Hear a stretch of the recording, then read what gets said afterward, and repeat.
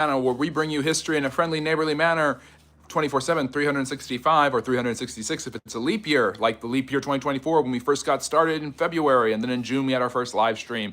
We have Q&As, Ask Me Anythings every Friday and Saturday at 6 p.m. Eastern here on YouTube, and then at 7 p.m. Eastern Q&A on Instagram. The Instagram handle is friendly_history1. F and H are capitalized, and we go live here every Friday, Saturday, and Sundays are our live stream where I talk about a particular historical topic that you or someone in the channel picks for me to do. You can usually vote on those, so those are really fun. And today I am presenting a topic that I think will be really enjoyable, that I hope everybody will really love. But make sure before you go any further to like and subscribe if you enjoy history, social studies, the vibes here, and anything else. Harry, Hars, and Solomon, great to see you. And yeah, pizza time for Hars, my wonderful moderator, one of my many wonderful moderators like Simon the Bunny and Solomon and Harry and Em and Matt, who all do such a great job.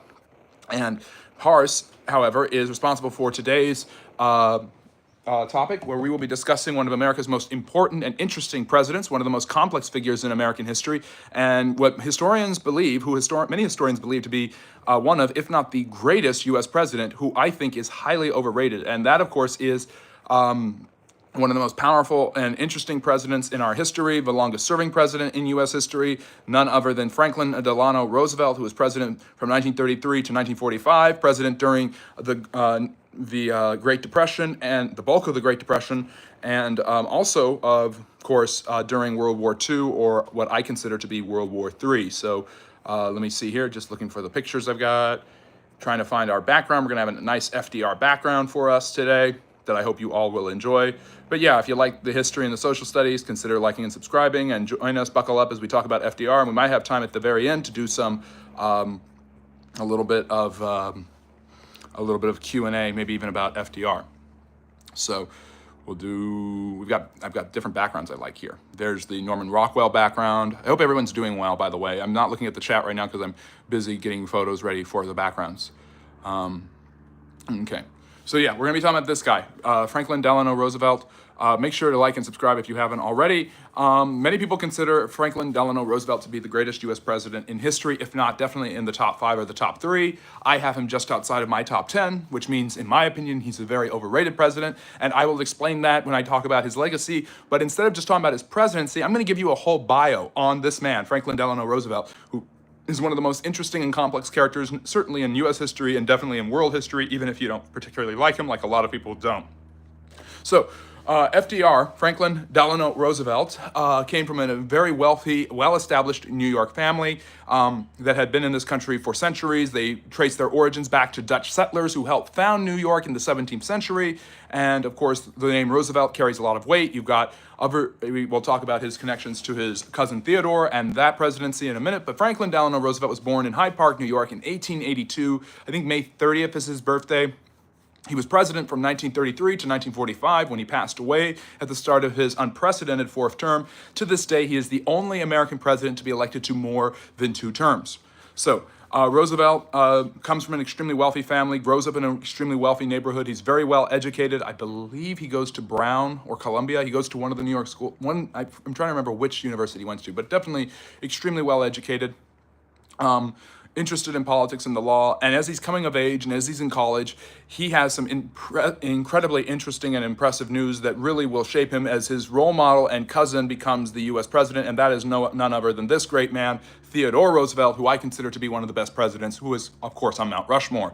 Theodore Roosevelt was president from 1901 when Franklin was 12 to 1909 when Franklin was a lawyer and developing his life. The president gives away his own niece, who is Roosevelt's second cousin, at their wedding. And that woman, of course, is Eleanor Roosevelt, who doesn't need to change her surname in order to marry her second cousin, Franklin.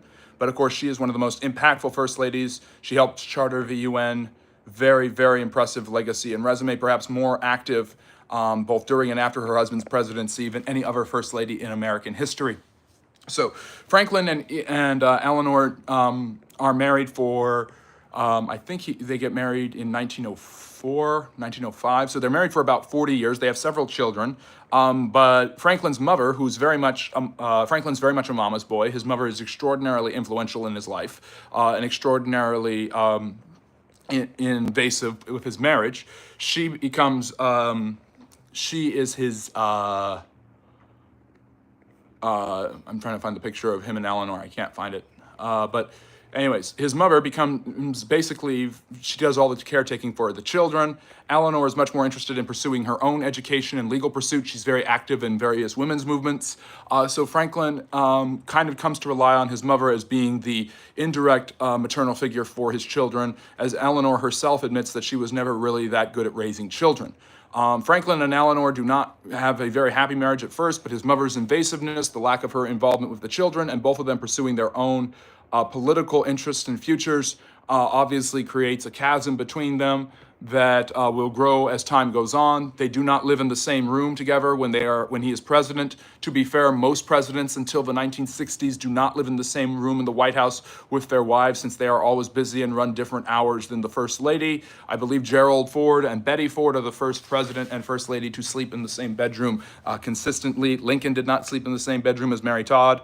Harry Truman, I don't believe Harry Truman did either with his wife, but so Roosevelt's immediate successor. So no matter how close the president and first lady were in history, it's not common for them to sleep in the same quarters in the White House.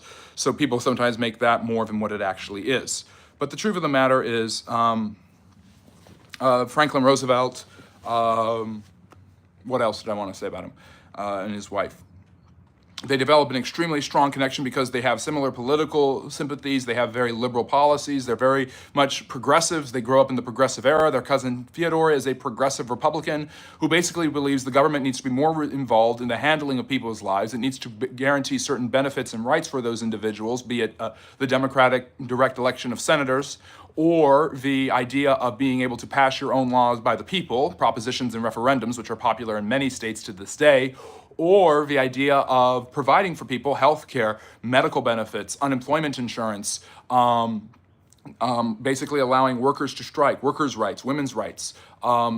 These are huge progressive policies in the early 20th century, and both Franklin and his wife are very invested in them throughout most of their lives. What happens next? In 19... they have several children. But again, they do not become very close. Both of them are known for being unfaithful to each other, and both of them supposedly being unfaithful to each other with other women. Eleanor supposedly having a string of female lovers, while Franklin himself was quite well known for his philandering, for going away to a family estate in upstate New York, where he would consistently have liaisons with different females. He had a long-time affair with his secretary that Eleanor forced him to end when he was, not because she was upset with it, she was actually quite aware of it, but because she believed it would hamper his political future. So Franklin Roosevelt, one of the big stains on his personal character is that he was quite the philanderer. Now, many other U.S. presidents have been notorious philanderers as well. Presidents like Warren Harding, who was 2 presidents after him, Dwight Eisenhower, who was 2 presidents after him, of course, JFK, Donald Trump, Ronald Reagan, all known for being quite philanderers, specifically in their youth. But Roosevelt was known for philandering just as much as many of the other well-known U.S. presidents. But Franklin's interest in politics and his last name give him good connections, but rather than being a Republican, he's a Democrat. He's more liberal. He embraces a more progressive agenda than even his cousin. He basically has he has consistent sympathies towards socialistic policies, basically believing that the government should be able to provide people certain benefits, and if they don't provide the people those benefits, then it is a dereliction of duty. What happens next? Roosevelt's high-ranking status, his outspokenness, eventually lands him in the cabinet of another president who is extremely popular and many people, especially on this channel, find to be very, very overrated, and that is none other than Woodrow Wilson, the president from 1913 to 1921, who defeats both Theodore Roosevelt and William Howard Taft in a divided Republican vote in order to become the, I believe, 27th president of the United States. So Franklin Roosevelt actually gets his start working with Woodrow Wilson, believe it or not, as his Assistant Secretary of the Navy. Now, the Assistant Secretary of the Navy is an interesting position. We don't have a Department of the Navy anymore, and for various different reasons, but the Assistant Secretary of the Navy is responsible, and here's Woodrow Wilson, who you guys have seen many times, for a lot of military involvement. Now, the United States, since the 1940s and the rise of the Cold War, has combined the War and Navy Department into the Department of Defense. That might be changing soon, but basically the Navy is a high-ranking cabinet position created in the 1790s, is extremely influential as America becomes more and more dependent on a strong, modern Navy to control shipping, especially around the Panama Canal, which they helped build at the beginning of the 1900s. Theodore Roosevelt was the Assistant Secretary of the Navy for William McKinley before he dropped out to become a war hero in the Spanish-American War of 1898. So Franklin is following in his cousin's footsteps and will continue to do so until he makes it to the White House. So Roosevelt is an outspoken member of the cabinet, and of course, because of World War I or World War II, I consider it to be World War II. We can all agree to call it the Great War, which the U.S. joins in 1917. Franklin has a certain amount of influence and importance for building an American Navy that is resisting German U-boats and unrestricted submarine warfare, which is what the Germans are known for, where they basically will shoot down any ship that they think is carrying anything other than people to other countries, such as the Lusitania, which was bringing weapons and people to the British. Franklin is obviously an extremely important position. He's an outspoken member of Wilson's cabinet. He has the name recognition. He's a growing figure in Democratic politics, and he's really young. By the time the war ends, he's only 36, and the future looks extraordinarily bright, which is why in 1920, the Democrats nominate him as their vice president behind a man named James Cox. Cox is defeated in a huge landslide as the Democrats have become very unpopular for their foreign intervention. A lot of people are very tired about a poor economy. Woodrow Wilson basically keeping secret his health, having a stroke, and then his wife basically kind of running things for a while, makes his presidency extremely unpopular. The economy is in a recession. Americans are very worried about the rise of communism. They're tired of progressivism. They're tired of progressivism and its close ties to socialism, which they think is obviously communism. So in the spirit of the Red Scare, in the spirit of not getting involved in foreign wars, in the spirit of Woodrow Wilson's popularity slipping, the Democrats are resoundingly defeated in the greatest amount of the greatest landslide population vote-wise in American history. Warren Harding, the Republican, gets over 60% of the vote and becomes president, and Franklin Roosevelt leaves politics shortly thereafter because he is stricken with polio. Now, this is one of the biggest cover-ups. We talk a lot about cover-ups, and people wonder about different cover-ups right now regarding the Epstein scandal, but there have been several different presidents who have covered up health scandals throughout their administrations. Now, you can't do that today, although the Biden administration seemingly got kind of close with this, but Franklin Roosevelt in the 1920s is stricken with polio, and this is something he is going to be covering up and trying to make amends for and basically keep from the public eye for the next 20 years or so, similar to how presidents like Chester Arthur had Bright's disease and were dying, and that's why he didn't run for another term in 1884. Wilson obviously had his wife cover for him with his stroke, and Edith Wilson kind of ran the country. So this is not uncommon for presidents of both political parties to do, especially in a country that is barely getting ready for the radio. And by the time Roosevelt's around, the television won't be in swing. So because of a lack of news and media attention, obviously no internet, no social media, not really any television, Franklin Roosevelt is able to hide this disease from the American public for a long time. It looks like his life and career are very much over. He becomes disabled. He is usually in a wheelchair. He walks with crutches. But he swims, he builds up his upper body strength, he does he retreats to upstate New York, to their estate up there, it's Hyde on the Park on the Hudson, I think, and he's able to basically recuperate and get in much better shape for, he's able to rehabilitate his body and get in better shape. So things get better for Franklin Roosevelt throughout the 1920s. During the 20s, the American politics is dominated by the Republicans. Warren Harding and Calvin Coolidge bring about a period of prosperity. There's a laissez-faire economic approach. Capitalism becomes quite unfettered. This leads to not only low unemployment, skyrocketing market opportunities, even larger tax revenues, but also, of course, leads to the Great Depression because people are loaning basically without any sort of restrictions whatsoever. People are buying stocks on margins. An austere Federal Reserve policy mixed with other economic factors such as overlending, buying on margin, not having the funds to actually pay for things that you loan, people taking out way too much credit. This is going to devastate the American economy. And Franklin Roosevelt is going to rise from the ashes himself as he's built up his health and he decides to make a political comeback. And after being the Assistant Secretary of the Navy like his cousin in 1928, he is elected to become, I think it's 28, he is elected to become the governor of New York. It might be 2030, but he is elected as the governor of New York. And he's charismatic, he's popular, he's got the name recognition, and like Theodore Roosevelt, he has now become the governor of New York, and that will be what he does right before he enters the presidency, similar to his cousin being governor, then vice president, then president after McKinley was shot and killed. But basically, Franklin Roosevelt is in an extremely good position. Hyde Park is on the Hudson. Yes, Hyde Park on the Hudson. That was his area. That was where his estate was. But basically,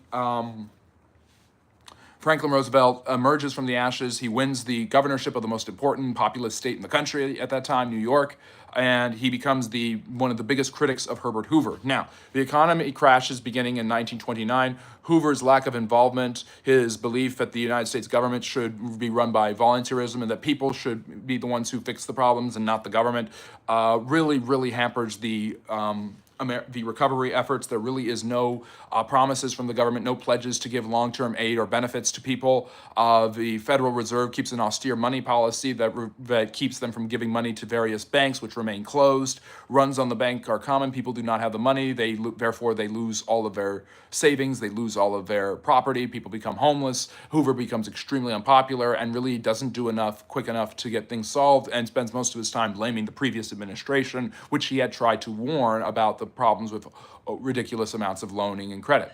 So Hoover would have been a good president if it had not been the Great Depression, but he was totally inept when it came to handling the Great Depression, and it would have been very hard for any president to perfectly handle the Great Depression. Now, everyone will say, a lot of people will say at least, that Franklin Roosevelt handled the Great Depression just fine, but that's not fully true at all.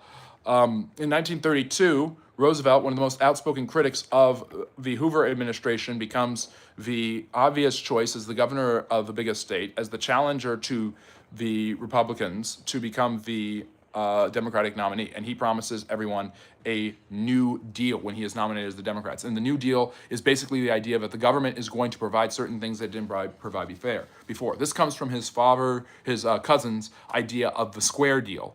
Theodore Roosevelt had this idea of the government giving people a square deal. He'll have a New Deal, and then Harry Truman, his successor, will have a fair deal. And the way the New Deal works is it's going to have different phases of application, but it's going to provide much needed relief, government work programs, and other things that will hopefully provide people with jobs, security, and money when they suffer financial woes, especially during the Great Depression. This idea of the government actually helping and getting involved in fixing the problem is extraordinarily popular with the American people, and Franklin Roosevelt is elected in an overwhelming fashion, and he will be elected overwhelmingly in 4 elections, more than any other president. His margins of victory, you can't really see them up there, but the blue bars are FDR, and the red is the Republicans. From Hoover to Alf Landon to Wendell Willkie until Thomas Dewey, Roosevelt's opponents will not crack 100 in the Electoral College every single time. He will win overwhelmingly every single time, 4 consecutive electoral blowouts. A record in history, the 1936 election may be the biggest blowout in American history, other than George Washington's unanimous wins in 1972 and 1984, are some honorable mentions there as well. But basically, Franklin Roosevelt has a mandate, an overwhelming mandate, as the Democrats seize all the power in Congress to implement the New Deal. The people are suffering. Unemployment is 25%. People need something, and Roosevelt gives them something. He gives them a New Deal, and he has different parts of it. There's the relief and recovery efforts. So the first part, there's actually 2 New Deals, and the first one is enacted in a sweeping series of motions during the first 100 days of his presidency. The idea that the president has to get a lot done in his first 100 days comes from FDR. In his first 100 days, he promised to implement the New Deal, and he gets it going with executive orders and with a Congress that is very willing to approve basically anything that he does. The only thing that ever challenges him are federal courts and the Supreme Court. When the Supreme Court strikes down some of his measures, he tries to pack the court. But basically, Roosevelt implements certain new work programs like the Conservation Civilian Corps, the Workers Program Administration, the Tennessee Valley Authority, to basically do different infrastructural projects throughout the nation, building new roads, bridges, and canals, highways, things like that, maintenance, repairs, upkeep, recreation, basically as a way in different states and different areas of the country to build new to do new building projects like bridges and dams that will be helpful for people, but will also get people who are not working back into work, and they will be paid for by the government. Spending rises as a result of this, and Roosevelt basically tries to restructure the American workforce so that it is more government run than it ever has been before. Some of these measures are popular, but some of them are inconclusive, and some of them are struck down by the Supreme Court, which sees them as unconstitutional. So there's mixed results with that, but it does get people working again. What Roosevelt is extremely good at doing throughout his presidency is communicating with people and giving them a sense of hope and leadership, basically saying, I'm here to help you in a way that no other American government had done before. And Roosevelt's best way of communicating with the new people is the fact that the media is very much on his side for most of his programs. New corporations that were founded in the radio revolution of the 1920s, like the Columbia Broadcasting Station and the National Broadcasting Corporation, give Roosevelt a platform to speak on the radio to people all the time. Herbert Hoover was not an encouraging speaker, but Roosevelt has a flary, strong, powerful New York accent, and as such, he's able to communicate his message in a pretty captivating and interesting manner. Roosevelt has a lot of catchphrases and slogans that become extraordinarily popular with people, including one that he invokes throughout his presidency, starting with his first inaugural address. By the way, during FDR's term, the inauguration of the president, because it's a lot easier for Congress and the president to travel in the modern age, goes from March 20th and March 4th, respectively, to January 20th and January 3rd. So that's why the president is sworn in on January 20th. So Roosevelt is sworn in for his second term on January 20th, 1937, but for his first term on March 4th, 1933. So there's some interesting stuff there. But at his first inaugural address, and it is repeated throughout his presidency, he says, the only thing we have to fear is fear itself. And I can't do the accent quite well, but it's a strong New York accent. It's a very impressive way to speak. He has a stirring cult of personality, and people listen to him, even those who disagree with him. And the Republicans, basically, throughout the 12 years that he's president, basically say, well, we don't like certain things, and there's overreach here and there, but overall, we can't disagree with it. Republicans like Wendell Willkie and Thomas Dewey will implement similar New Deal-like programs, and the Republicans, which are a moderate right party, will not be a hard right party for quite some time. So opposition to Franklin Roosevelt is limited. The opposition party isn't doing much to stop him. Alf Landon actually hires Jesse Owens, who just won at the Berlin Olympics in 1936, to be his campaign spokesman, and then gets a whopping 8 electoral votes as a result in a huge thumping, as FDR is overwhelmingly reelected. And the reason Roosevelt is reelected is not because of huge amounts of results, but because of an incredible ability to continue to give people hope and reassurances. Roosevelt uses radio excellently to communicate his ideas to the American people, especially in fireside chats, as they become known, because families would gather around their fireplace, turn on the radio, and listen to the President of the United States address exactly the kinds of issues that they needed to have addressed. No president has ever done this before. No president has ever used the media like this before. If FDR has one incredible attribute, it's his ability to communicate to people in a way that they understand and like more than any other president before, except maybe Lincoln, and with maybe Ronald Reagan better than any, or Barack Obama better than any president since. So Franklin Roosevelt is obviously an excellent speaker. He's giving people hope. He's encouraging them. We're sending people back to work.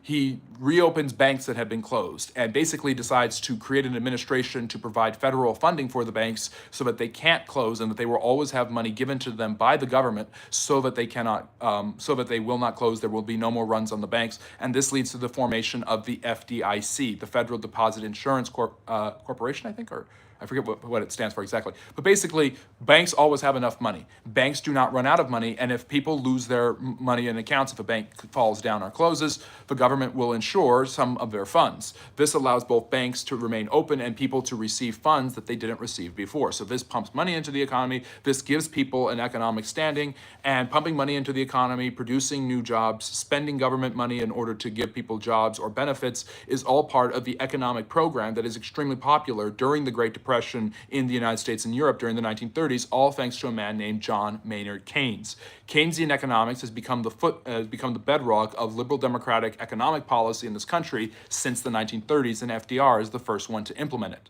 And if you're liking what you're hearing about FDR and the history of the United States and the Great Depression, consider liking and subscribing and becoming a friendly neighborhood historian. It's as easy as that. Hars, can you please put the social medias in the chat so that people can follow me there? So hopefully you're enjoying this and enjoying your Sunday. Thank you for joining us here. And we are doing our live stream like we do every Sunday, this time about the 32nd President of the United States, 32nd President of the United States, Franklin Delano Roosevelt, or Delano. So FDR is extremely popular. His programs seem to be working on some level, and he has provided relief. Now he's going to provided new jobs. Now he's going to provide recovery. And maybe I'm mixing up the two R's. I apologize for any mistakes I've made. But basically, the second part of the New Deal comes in 1934. The first part is getting people back to work. It's reopening the banks. But the second part is providing people with the direct amounts of assistance and relief that they properly need in order to benefit in the long term. This leads to two of his biggest accomplishments. I already mentioned one, the Federal Deposit Insurance Corporation, basically the FDIC. The banks will not run out of money, and people will not lose their money in the banks if banks close. But Roosevelt then comes up with a new idea. Well, not fully new, but basically a new idea in American politics that had been proposed by some progressives before, who basically want the government to guarantee that senior citizens have a reliable stream of income after they retire. Now, Mussolini had already implemented a similar system in Italy, of all places. So believe it or not, based on what I know, Social Security is not an American custom. It is not brand new from FDR, but it is the first time a president really proposes and pushes for it on a large scale. And Franklin Roosevelt gets the social, and presidents like Wilson and his own cousin probably had shown some favoritism towards an idea similar to this. But Franklin Roosevelt is the first president to get the United States Social Security, and that has become the linchpin for senior citizens' income ever since then. Basically, the government gives you a number and a card at the time of your birth, and that number is an identifying mark for you. And throughout your life, you pay into a fund of money that the government has access to.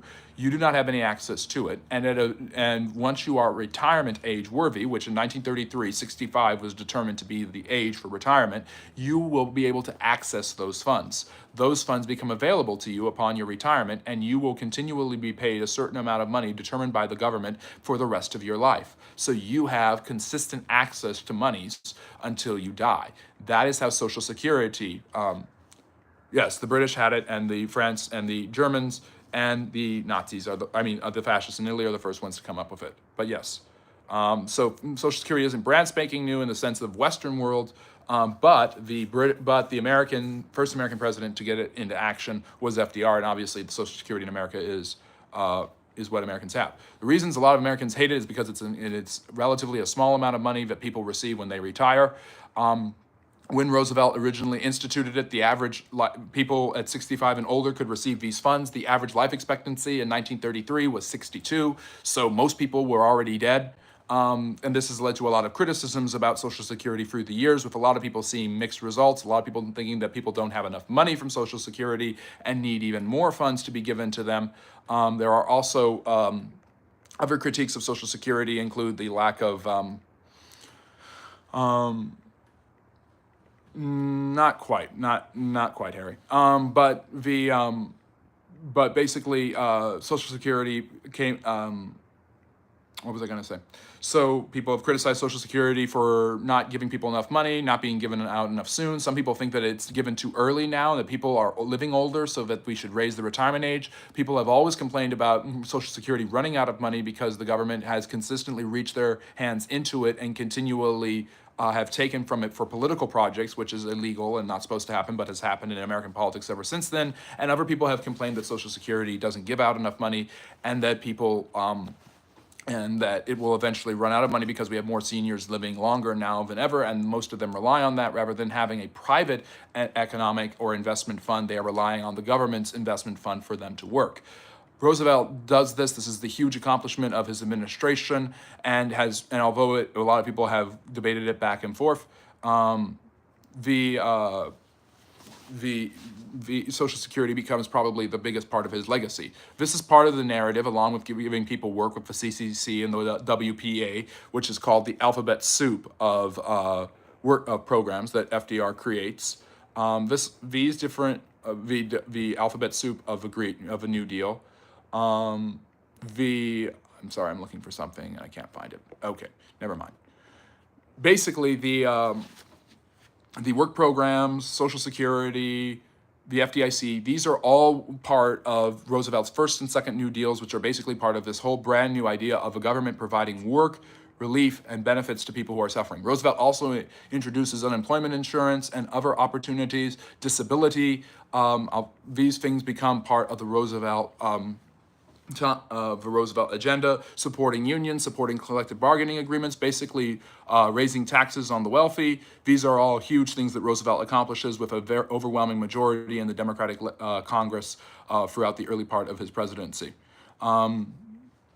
So as things go, so what's the result of all of this? What actually happens? Well, unemployment does go down. People do produce wealth. People do pump wealth into the economy. The government giving people money or giving people opportunities does help stabilize some of the economy. However, most economists and historians and politicians or political scientists agree that the Great Depression doesn't really end because of the New Deal. Some have even argued that the New Deal actually prolongs the Great Depression and makes things worse. So there is a continual back and forth about the impact of the Great Depression, whether you like it or of the New Deal on the Great Depression, and whether you like it or hate it, it certainly has changed all of the way the American people relate to their government, with the government now giving out more benefits than it ever has before, and those benefits are almost impossible to take away, as people have come to rely on disability, Social Security insurance, the ability to strike, high taxes on the rich, and other programs.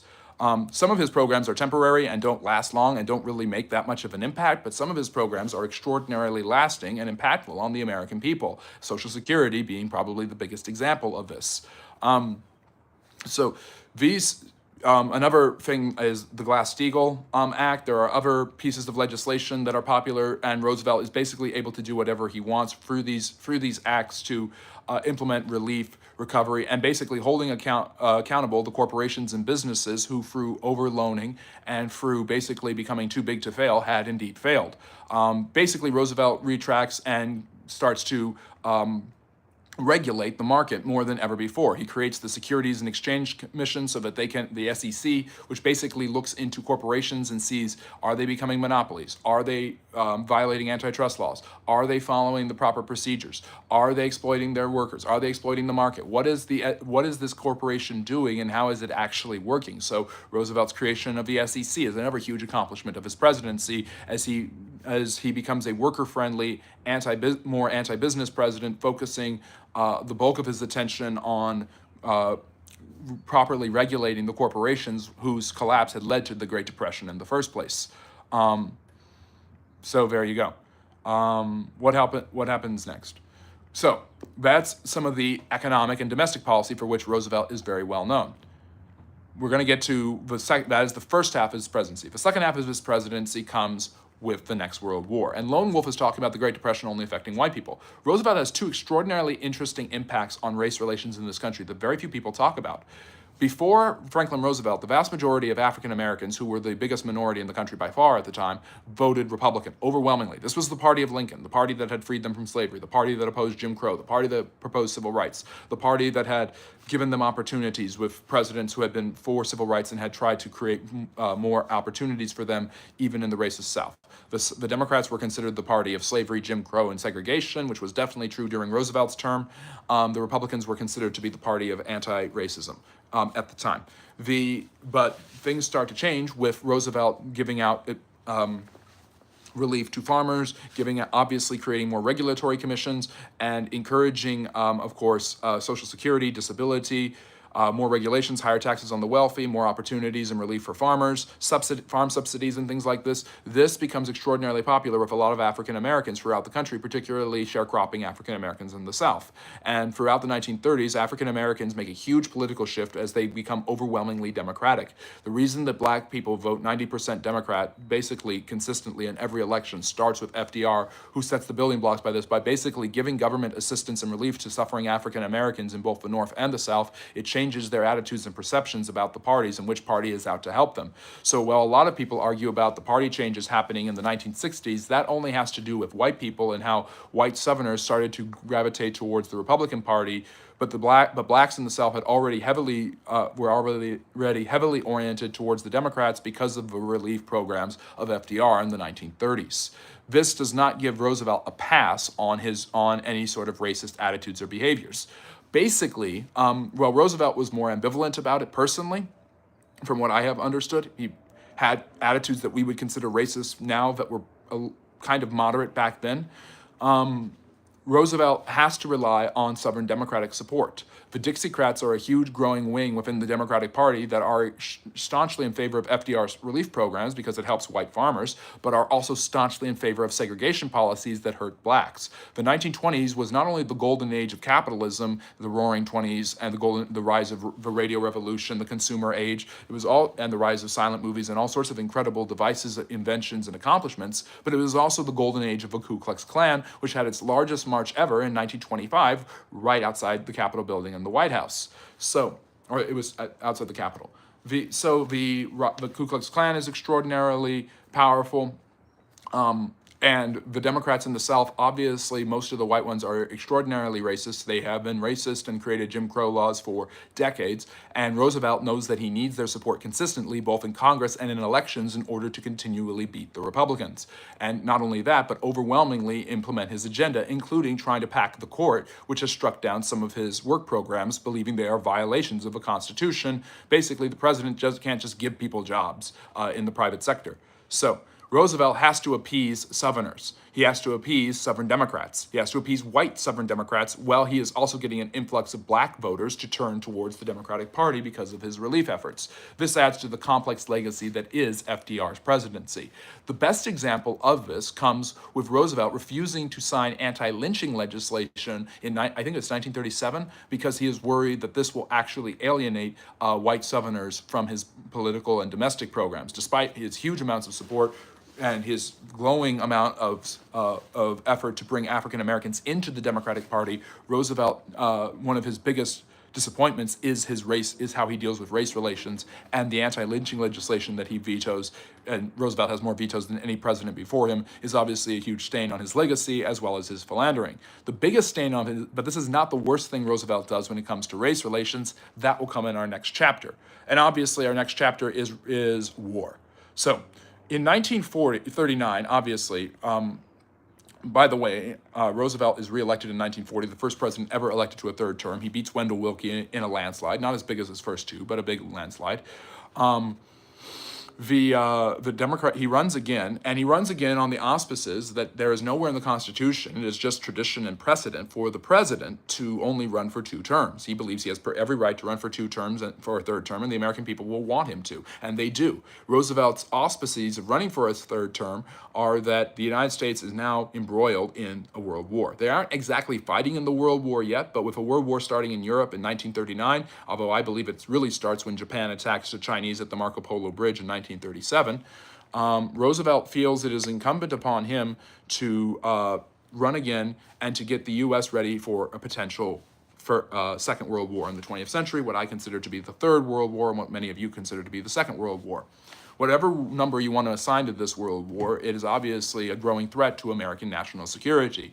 The Germans and the Japanese the Germans are attacking the French, have knocked the French out of the war by the time of the 1940 election.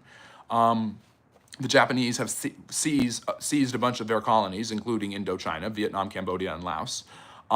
Interesting fun fact, the independence movements in Indonesia and Indochina really start against the Japanese when they take over those areas during that war. So the growing fear of a potential world war, Roosevelt's commitment to his ally and friend Winston Churchill, his desire to send goods to the Allies, both Churchill and later Joseph Stalin, the Lend-Lease Agreement is known, and his commitment to protecting Canadian and British influences despite their involvement in the war, which is called Lend-Lease, obviously make a lot of people concerned about the U.S. getting involved in the war. And Roosevelt sees a fraction of the population staunchly against entering the war. People like Charles Lindbergh and Henry Ford are very, very skeptical about the United States joining the war.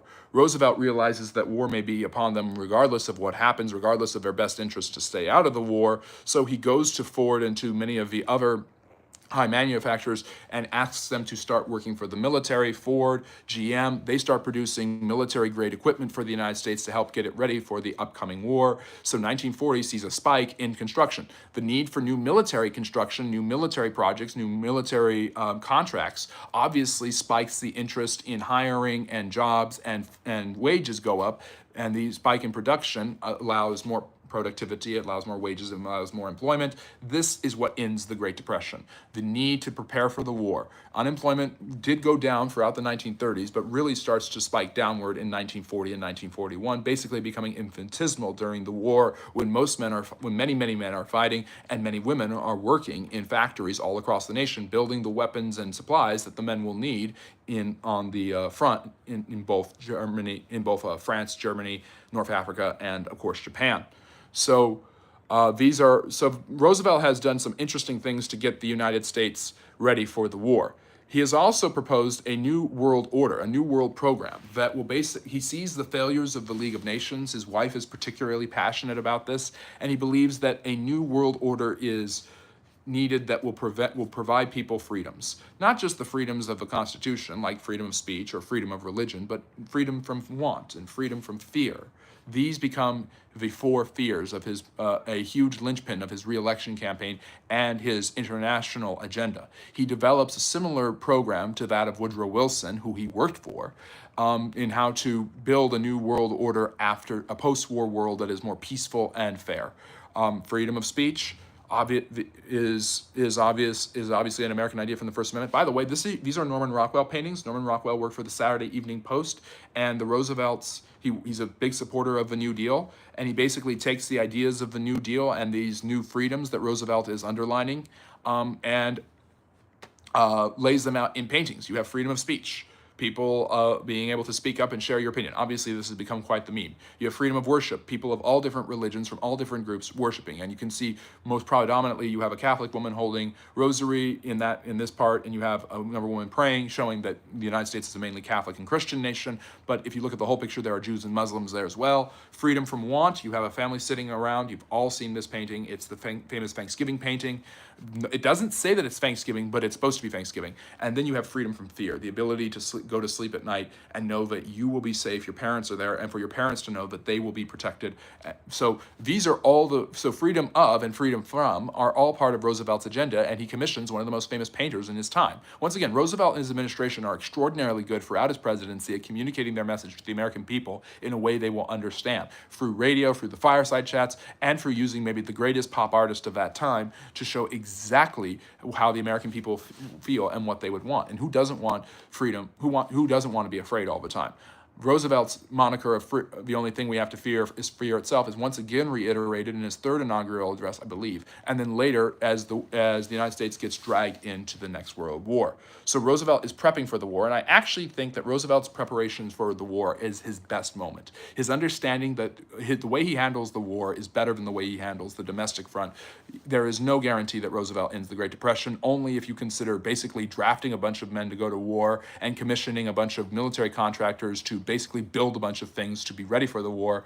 Only those two things really could be given to him, but I would say that's partial credit. The New Deal doesn't solve the Great Depression. It may have even prolonged it in some instances, but it's Roosevelt's commissioning of the private sector to build on a massive scale and get ready for the war, and Roosevelt's ability to handle the war that actually is his best moment as president. So we've seen Roosevelt in some morally good, morally bad. We've seen him with mixed results with the New Deal, which he gets so much praise for. So Roosevelt's elected to a third term.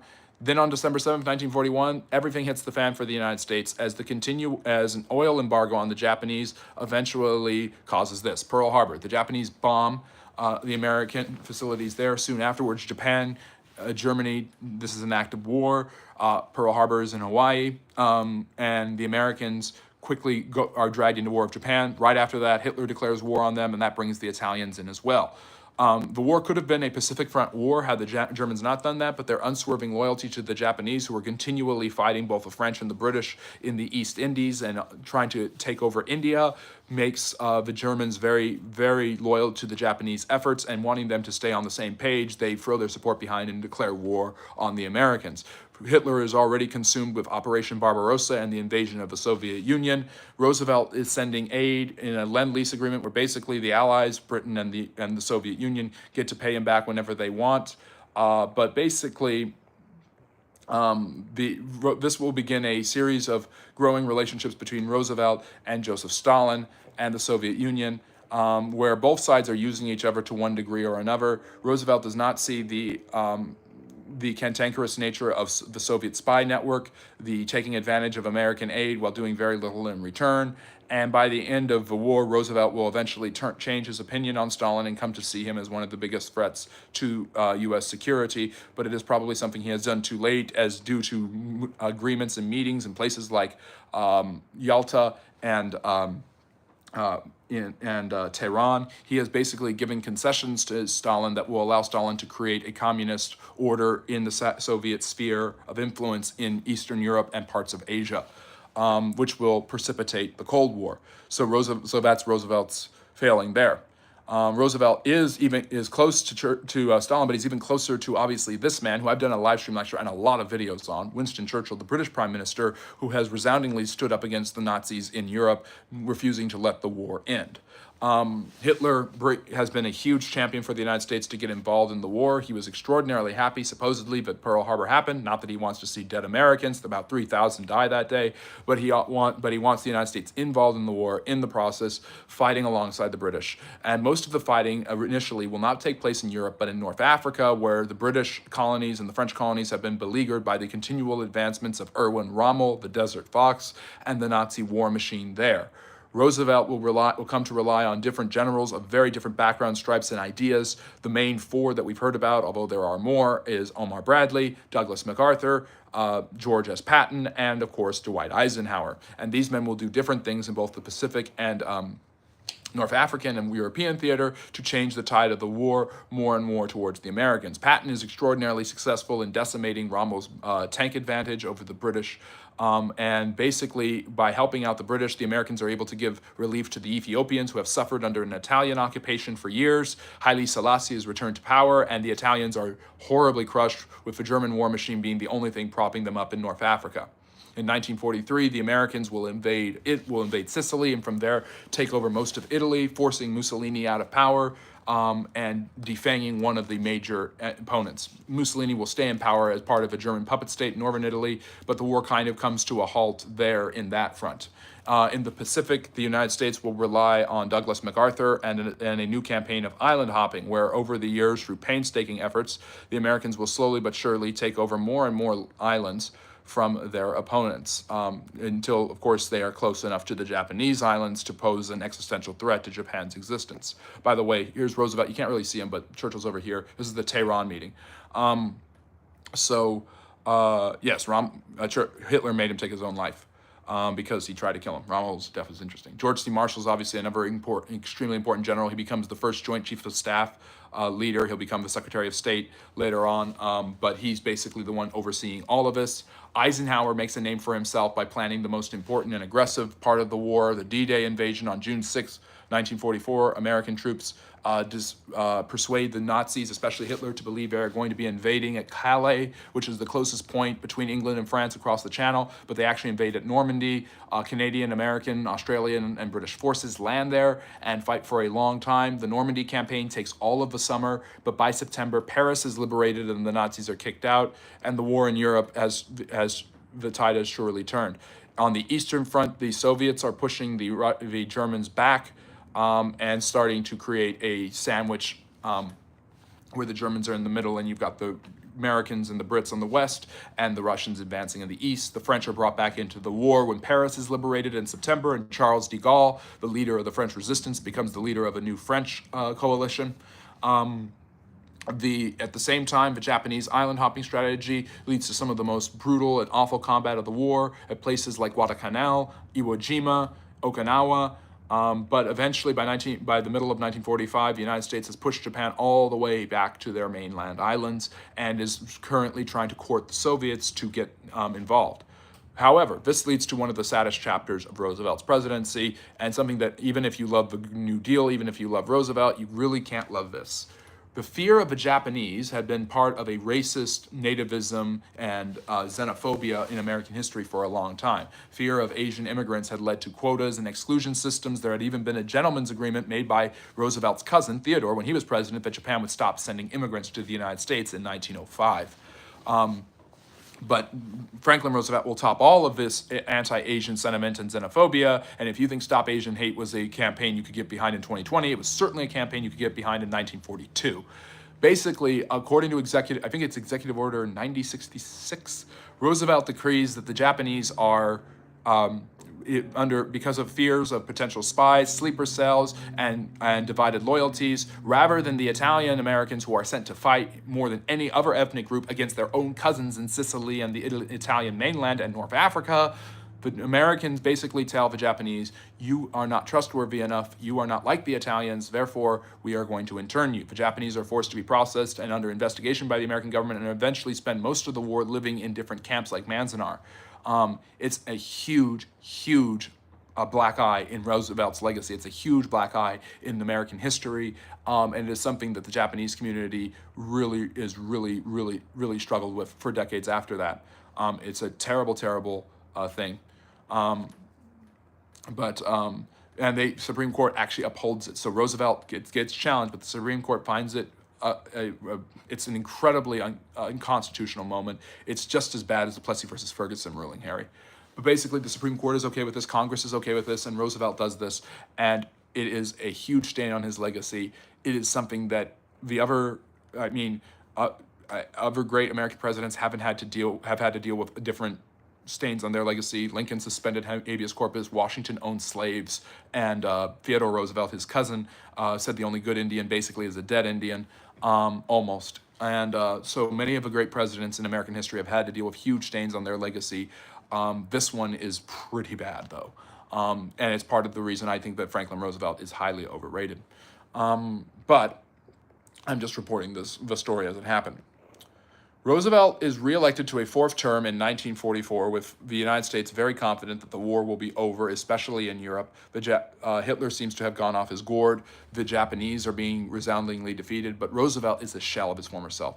He is constantly in a wheelchair. He's not able to walk on stilts, crutches. His security, his Secret Service security would hold him up. Eleanor would help hold him up sometimes, grasping him to help hold him up. He is making fewer and fewer public appearances. He is clearly unhealthy. He has a really bad heart, and he spends more and more time away from the White House. He's elected to a fourth term. This will keep him in office until 1949. He'll be 67 years old, one of the oldest presidents to date at that time. But he's still very popular. America is winning the war. And he is now, with his wife especially taking the lead, he is creating a new status for a world order, proposing a United Nations to oversee all affairs, not like the League of Nations, which would include the United States, but the United Nations basically run and chartered by the United States, that meets in the United States to this day. His wife is the real brainchild behind that, along with other foreign diplomats and progressive idealists. But he is obviously completely in favor of this. He wants to create a new world order. He gives concessions to the Soviets. He allows Korea to be divided into occupation zones. He creates a model for how Japan and Germany will be divided into occupation zones that will eventually be carried out by his successor, Harry Truman, and the Soviet Union. And he comes to see Stalin as an opponent, but it's near the end of his life.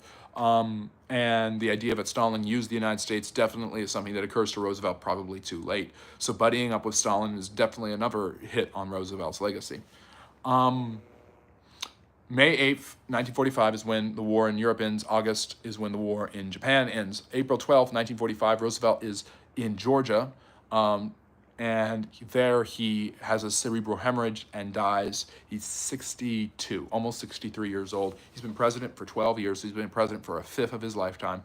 And America has changed phenomenally and will never be the same because of FDR, because of his involvement in the World War, because that means the United States will then play a huge role in the geopolitical structure of the world after his death. And because of the New Deal, the government is now expected to handle many different issues for people, including their retirement, their disability, and what happens to them when they are unemployed. He has created a much more involved, active, and progressive American bureaucratic state. He has raised taxes on the wealthy. He has held corporations accountable. He has changed the entire narrative of how people relate to their government, and has basically created a coalition of supporters that will continue to dominate the Democratic Party until the 1960s. He has also almost completely eviscerated the Republicans, who seem like a dead party. Conservative republicanism is in full retreat. The ideas of a laissez-faire capitalism seem ancient and dead and will not be fully revived until Ronald Reagan. Roosevelt has done a number politically, geopolitically. He has basically set up a world where the eastern parts of Europe, parts of Korea, North Korea obviously, and other areas will be determined by the Soviet Union, which will lead to the setup for the Cold War.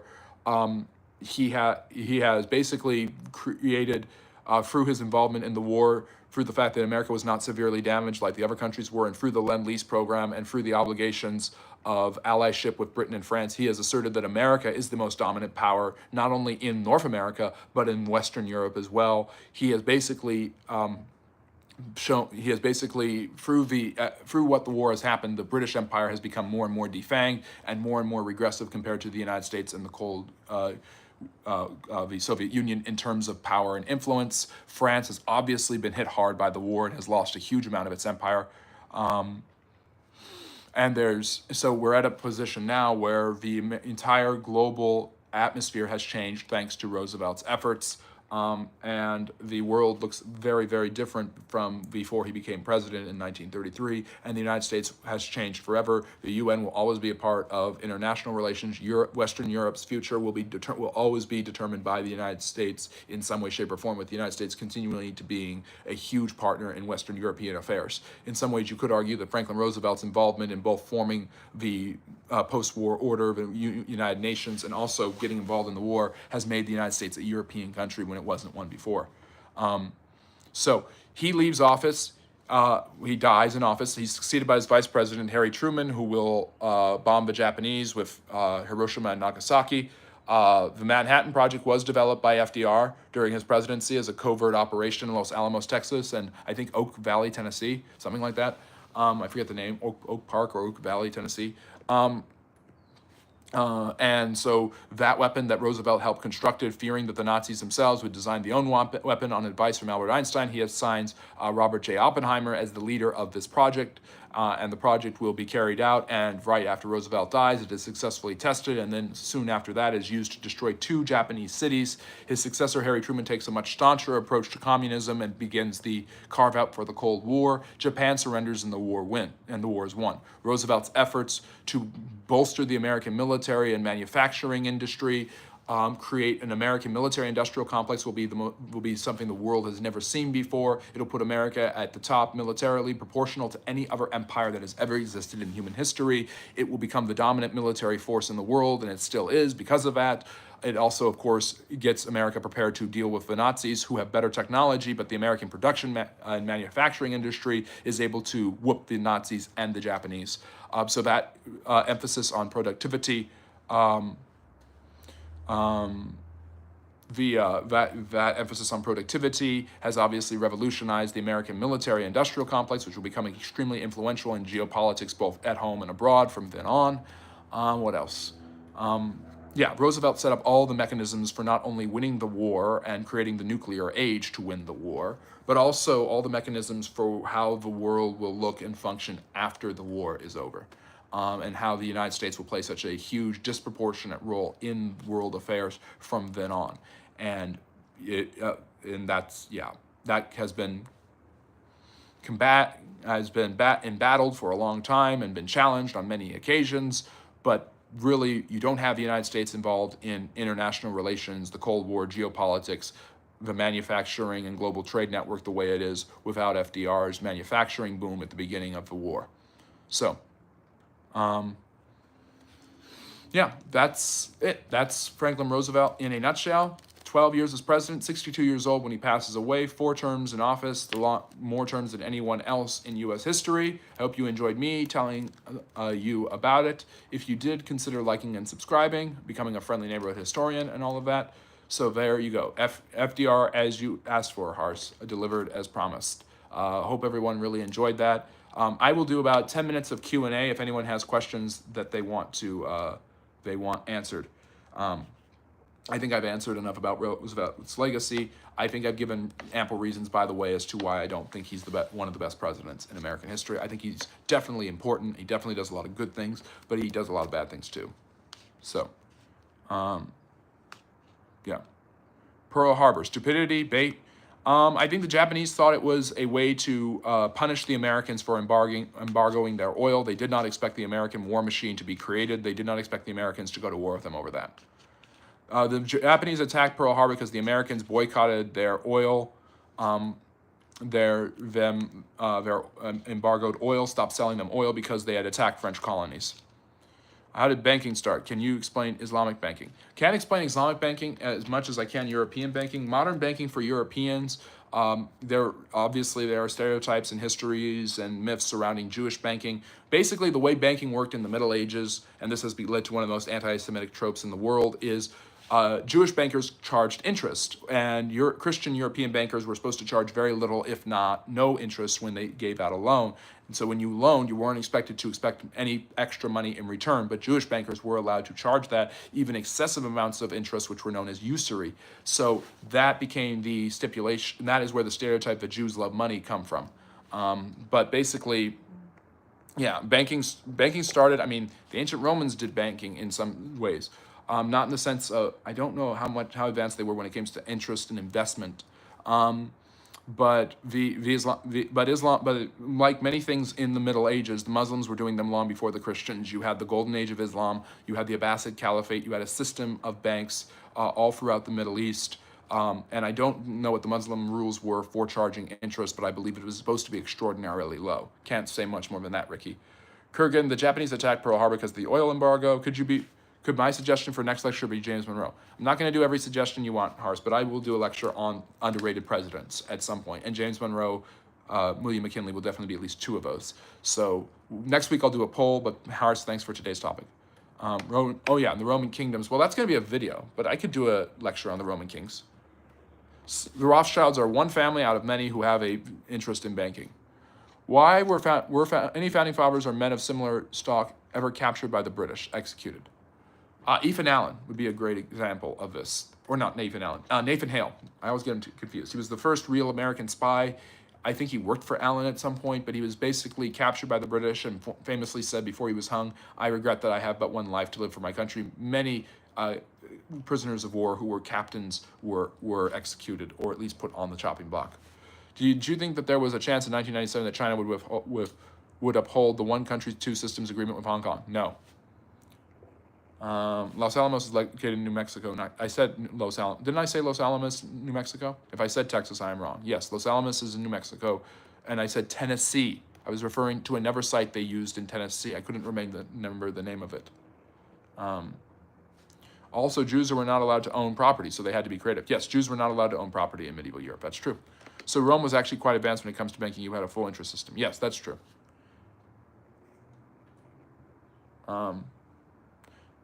The Ottoman Empire would be a good topic for a lecture. I think I've done one on that. I will do a vote. What do you want to know about Grover Cleveland? First president to win 2 non-consecutive terms, is only famous because Trump is the second president to do it. Yeah, the Romans had a banking system. It's common. I mean, the earliest historical records and documents we have are ledgers and receipts. People had banks. They had deposits. It's not quite the same as we had today, but there was credit and debit as far back as the Romans. The ancient Chinese were doing this. Would you do a lecture on the history of Israel and Palestine conflict? I think I might have already. It's just such a controversial topic. It's so extensive. I could, but I almost want to do it without a chat because it's just going to be so explosive. I can do lectures without chat. I should probably just do a video because the video is a lecture without a chat. I could sum it up in a couple of minutes, as I've done before, Bupalop, but it's a tough one. Isn't the Taiwanese government the real Chinese government? It depends on who you ask. So you have the Gongchandong and the Kuomintang, which are the two Chinese political parties, which are literally fighting each other in a civil war during the 1920s, 30s, and 40s. It's only interrupted when the Japanese attacked them in 1937 and with the Third or Second World War, whatever you want to call it. But Kurgan, the truth of the matter is the Nationalist Front, the Nationalist Republic of China, or I think it was called the Republic of China, lost all of its standing with the people by abusing peasants and by basically just seemingly being an upper class mechanism for oppression. And that is the way the Gongchandong was able to present them And Mao was able to use that to rally the peasants to his side. He was seen as a freedom fighter, even by people in the United States who were foolish enough to believe that. This was the man who was carried around in a palanquin by his servants during the Long March. I don't think Mao has very little ties to peasantry. And clearly had very little understanding on how peasantry and farming and agriculture really worked. But he was able to make himself look that way, and that was enough. And the Kuomintang did not do themselves any favors by killing anyone who they thought was politically opposed to them, oppressing them, taking away their rights, incarcerating them. So I don't know. So they flee to Taiwan and create government there under Jiang Jieshi in 1949, and the United States instantly recognizes them, as do many other countries in the West, as being the rightful government of China. It's a sticky situation. I almost want to say neither of them are, if I were to give my opinion. When you look at the mainland, obviously the mainland is controlled by the Chinese. The People's Republic still believe that that Taiwan is part of China and that their government is illegitimate. And the first stocks were made by the Dutch. Yes, the companies, the Dutch, the VOC, the Dutch India Company, which was known for trading in the East Indies before the British started doing it, helped them colonize Indonesia. Can you see why I think Calvin Coolidge was the best president? Yes, I can see why, I just don't agree. As an Israeli, that heard his TLDR about is a very accurate and knowledgeable, so I can confirm that. Yes, and I try to be fair to both sides, and I give a lot of flack to the Israelis, especially right now. They're not doing themselves any favors with the settlements and occupations in the West Bank and with the bombing of Gazan civilians. And I've heard way too many, we mistakenly launched this attack that accidentally killed these children. I've heard way too many of those in the last 2 years. Knock it off. What about Hong Kong before CCP rule? Hong Kong was taken over by the British in the I think it's after the first Opium War, so 1830s. The British take over Hong Kong and administer it for about 150 years, and had always promised to give it back. But as Harry would point out, the people of Hong Kong wanted to stay part of the British. So,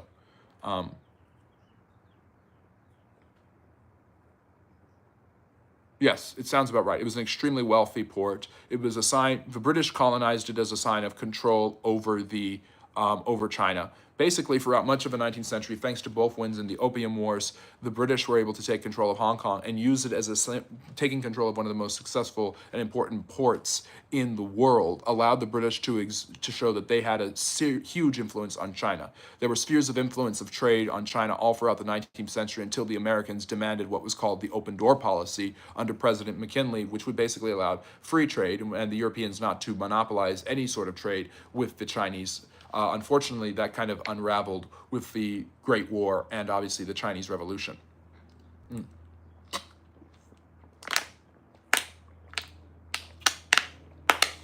They did. If you look at the statistics in the urban combat terrain like Gaza, which is nothing the world has ever known, highly dense population, tunnel system, yes. Yeah, BGG, I know about that. I have so much love and respect for America. A lot of people do. And the terrorists do use human shields. A success story of capitalism. Yeah, I understand that. I just have this crazy notion about wars like the war in Gaza that it needs to end like immediately, like as soon as possible. It's a crazy idea. It's a crazy notion that wars are bad and wars need to end. Yeah, I don't know enough about the Cray twins to have an opinion about them. Yes, I mean, I will say this. Concern about women and children have been apparent throughout all of human history, but civilian casualties are not something that we think about as much until the modern period.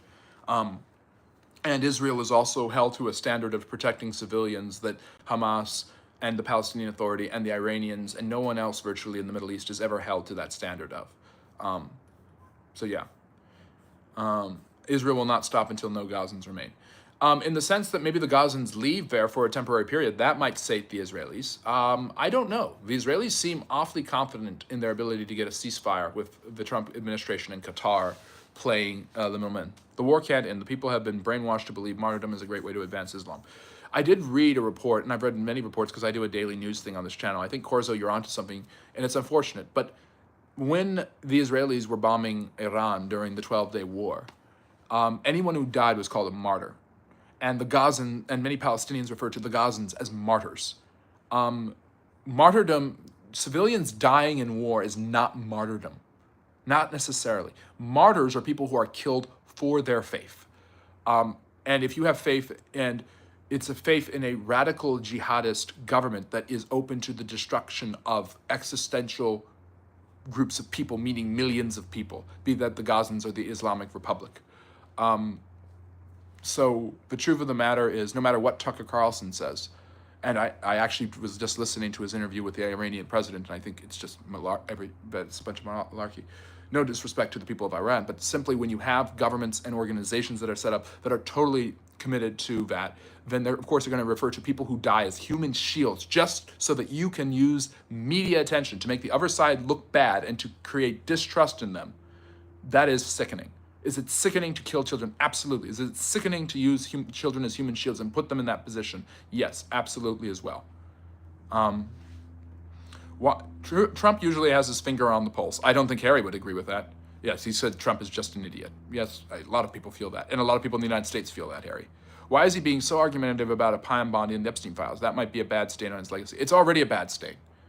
The problem with, and I wrote this on my Substack, so if you guys can follow my Substack and read the article, you can get my fuller opinion. I don't think this is the worst scandal in presidential history, but it might be the most immoral. The idea of covering up a child sex ring run by a pedophile is just, and I know I can't say those things, but I did anyways, is just, I do reaction videos, Harry, all the time. Go check out my video reacting to the U.S. presidents according to SpongeBob, or my reaction to my hot take videos. But the truth of the matter is, the president never should have, and his team should have never said, we're going to release the Epstein files. They said we might. They should have said we might, or we're open to it, or we'll look into it. They never should have said we will release these files, because now that is the narrative. They were going to release them and then they didn't. It makes Trump look guilty. No, I don't think he's on the Epstein files. I think that if he were on the Epstein files, I would have heard about it, because anytime Trump does something stupid or bad, I hear about it. And this is really bad, so I would have heard about it really soon. I don't think he's on those files at all. I don't think he has anything to do with them personally, but I do think he feels that if he releases them, he might jeopardize national security, because there could be national security partners who are involved in that cadre, in that coterie of debauchery. So I think that he thinks that it's actually more expedient not to release them. I think that if he were smart, he would fire her. I know it's a sacrificial lamb thing, but that'd be the smart geopolitical thing to do. That's what FDR would probably do. How would FDR handle that? It's an interesting what if. How would FDR handle that? But no, I think that he has lost the pulse of most of his supporters. I think he's lost the pulse of most Americans. And I think even if he thinks he's doing the right thing, he's going to have to pay a price for that, because he just should have never promised it. He should have said, we might do it. But the fact that he promised it really ruins it. If you look at Dresden as a case study, how many civilians died there? I don't remember rallies free the Nazis. That's fair, BGG. That's fair. I understand that completely. One of the reasons Israel developed the leaflet system and the US developed the leaflet system was because of the devastation of civilian life in Dresden, Tokyo, Hiroshima, and Nagasaki. So I understand that. So it's the West that developed these things. It's you warn your opponent before you kill a bunch of people. That was never the approach of the Nazis. Certainly not the approach of Hamas. No radical regime ever takes that approach. And I mean, the Iranians did it to save face when they attacked the base Al Udeid in Qatar last month. But that was really just a false flag, just to see if the U.S. would do anything else, and they didn't. Fortunately, but the truth of the matter is, it's true, you don't see that, but it doesn't mean it's excusable. Dresden is one of the biggest black eyes in the war for the Allies, and one of the biggest things, and that's why it's an entire topic of the firebombing of this civilian area for no reason whatsoever, just to get back at them for bombing Britain. No, we do understand, and it does need to be stipulated, and it's not stipulated enough by people in colleges, obviously, that Hamas and Hezbollah and Al Qaeda and all of these other organizations would never hesitate to do this without really warning anyone. But that doesn't excuse the West from living up to principles that it created and being held accountable for those same principles. The Israelis claim that they have a humanitarian war effort. It certainly doesn't look humane to me. I said Los Alamos is in New Mexico. At least I think I did. And if I didn't, I was wrong. Yes, I know it's in New Mexico. Israel's a bureaucracy, and this is what happens when, like in a wrong religion, what comes to ruin a nation. They are blinded by the riches. Some of them are, but the vast majority of Israelis are not like that. In fact, Israel is even, you could argue, more secular in some ways than the United States. The largest LGBTQ demonstration, pride celebration, is in Tel Aviv. Why did America spearhead denazification and destroy everything fascist related in Germany? They didn't. Some of it they kept and brought over here in Operation Paperclip. But Italy still has its Mussolini-era fascist architecture and statues and stuff, and everyone loves it. Mussolini had a very interesting approach that was far more pro-Roman. It's a hard one. I don't like Mussolini. I'm certainly not condoning authoritarian governments, but I honestly believe that Mussolini would have just stayed in power, and the Americans never would have punished him if he hadn't joined with the Nazis. He probably would have been kicked out of Ethiopia, but that would have been it. Franco was allowed to stay in power. Perón was allowed to stay in power. These men were anti-communists. Mussolini was certainly, although a communist at his core, disillusioned with communism's lack of nationalism. Fascism was a patriotic answer to an authoritarian, patriotic answer to communism, which is just totalitarian communitarianism. So the truth of the matter is, Mussolini had an affection for the Romans. He had an affection for Roman architecture. These things, neoclassical, are clearly popular in France and the United States and Britain. So of course they're going to be okay with keeping it in some way, shape, or form. And it is immediately beautiful. Hitler was an artist. It's very possible that evil people create beautiful things sometimes, and beautiful people create evil things. Look at FDR. If you like him, you have to deal with Japanese internment. Do you know anything about the black nobility and how they infiltrated the Vatican? No. I know the Borgias got involved there. The Medicis had their fingers on the pulse. Some of these popes were literally like related to them, even though and put them in high rankings of power, even though they weren't supposed to. Alexander VI. But why kill the human shields instead of actually going in and finding the terrorists?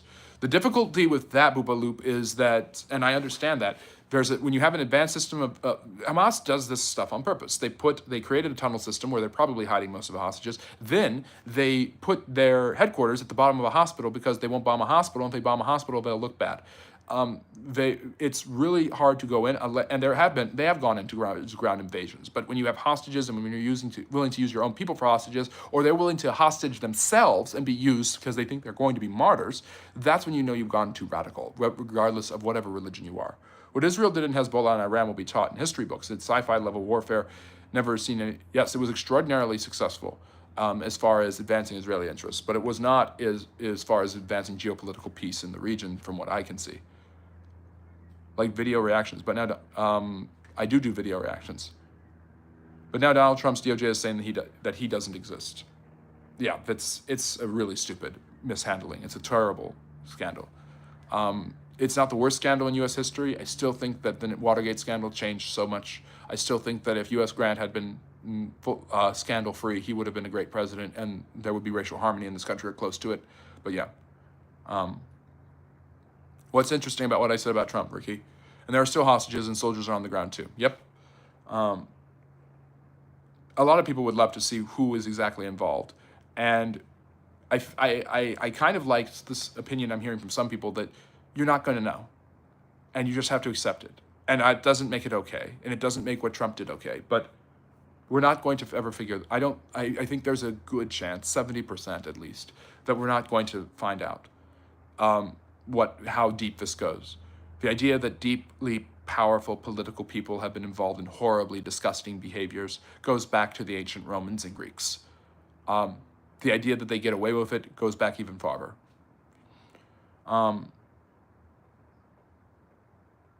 Yes, Harry, Trump did say that about Epstein, but Trump actually I don't think he has anything to do with Epstein. I really don't. I think that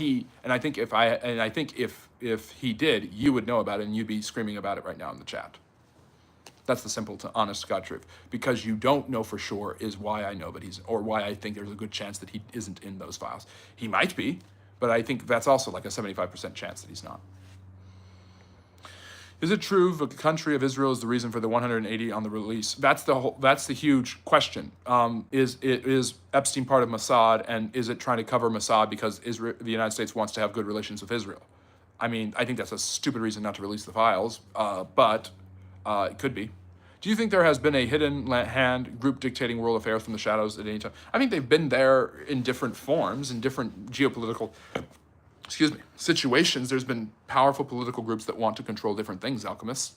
But I don't think that it's, I don't know if we're just, I don't want to believe that this is all a psyop. My vote doesn't matter at all. It doesn't matter what the president of the United States or Congress does, that these people will really run everything. I think there's definitely corporate interests. There's definitely people in high-ranking positions of power who control a lot of things. We just talked about the rise of the military-industrial complex. That's something that has not gone away and is only seems to be a monster that feeds itself on American taxpayer dollars.